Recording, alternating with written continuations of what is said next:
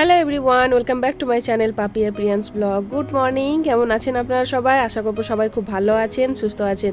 চলুন নতুন একটা ভিডিও নিয়ে হাজির হয়ে গেছি।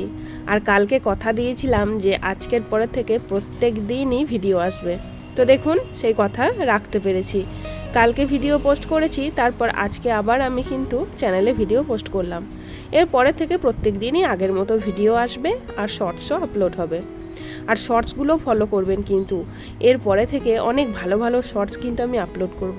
অনেক ভগবানের মূর্তি, ঠাকুরের বাসনপত্র, সেগুলো আমার অনেক জমা হয়ে আছে, সেইগুলো সব আমার আপলোড করা হয়নি, তো সেইগুলো আস্তে আস্তে আমি এবার পোস্ট করব। আর আজ বেশ কিছু পদ্ম ফুল পাওয়া গেছে, যেগুলো আজকে আমি পুজোতে দেবো। তবে সব পদ্ম ফুলগুলো আমি ব্যবহার করব না, একটা করে করে প্রত্যেক দিন মা লক্ষ্মীকে দেবো। আর এই পদ্ম ফুলগুলো কিন্তু আমাদের পুকুরের পদ্ম ফুল, এগুলো কেনা ফুল কিন্তু নয়, পুকুর থেকে নিয়ে আসা হয়েছে। তো আজকে বড় ফুলটাই দিলাম, বাকি যেগুলো কুড়ি হয়ে আছে সেইগুলো জলে দিয়ে রেখে দেবো। প্রত্যেক দিন একটা করে মা লক্ষ্মীকে পদ্ম ফুল দেবো। তো চলুন আমি আজকে একটু ঠাকুরঘরটা মনের মতো করে সাজাবো। ভিডিওটা শেষ পর্যন্ত দেখবেন, আশা করব খুব ভালো লাগবে। আজকে ঠাকুরঘরটা যেন ঠিক অন্যরকমই লাগছিল, কী যে ভালো লাগছিল, তো সেটা দেখতে গেলে কিন্তু ভিডিওটা শেষ পর্যন্ত দেখতে হবে। আর বেশ কিছু বেলি ফুল নিয়ে এসেছি, তবে আজকে মালা গাঁথবো না। আজ ইচ্ছা ছিল যে একটু এইভাবে জলের ওপরে ফুলগুলোকে দিয়ে একটু ডেকোরেশন করব। তো মালা তো অলরেডি একটা গোপুর জন্য গেঁথে নিয়েছি, বাকি সব ঠাকুরের জন্য বা সব গোপালদের জন্য মালা গাঁথবো মনে করলে হতো, কারণ ফুল যেহেতু অনেকটাই ছিল।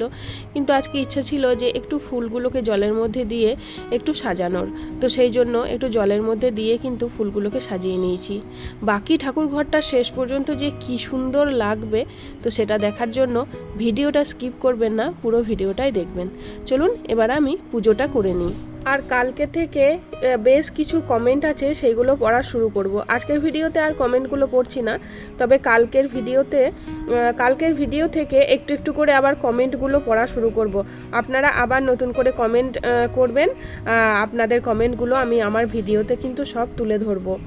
আর কালকের ভিডিওটাতেই অনেকেই কমেন্ট করেছেন যে প্রত্যেক দিন তোমার ভিডিওর অপেক্ষায় বসে থাকি, ভিডিও কখন আসবে। তো অনেক দিন আমি ভিডিও দিইনি। আর আপনারা অনেকেই আমাকে আমার বাসনপত্র নিয়ে জিজ্ঞাসা করেন যে আমি কোথায় থেকে কিনি। আমার পুজোর বাসনপত্রগুলো খুবই ইউনিক, দেখতেও খুব ভালো লাগে। আর আমি কোথায় থেকে কিনি, কিভাবে আপনারা যোগাযোগ করবেন, বা অনলাইন ব্যবসা ওনারা করেন কিনা।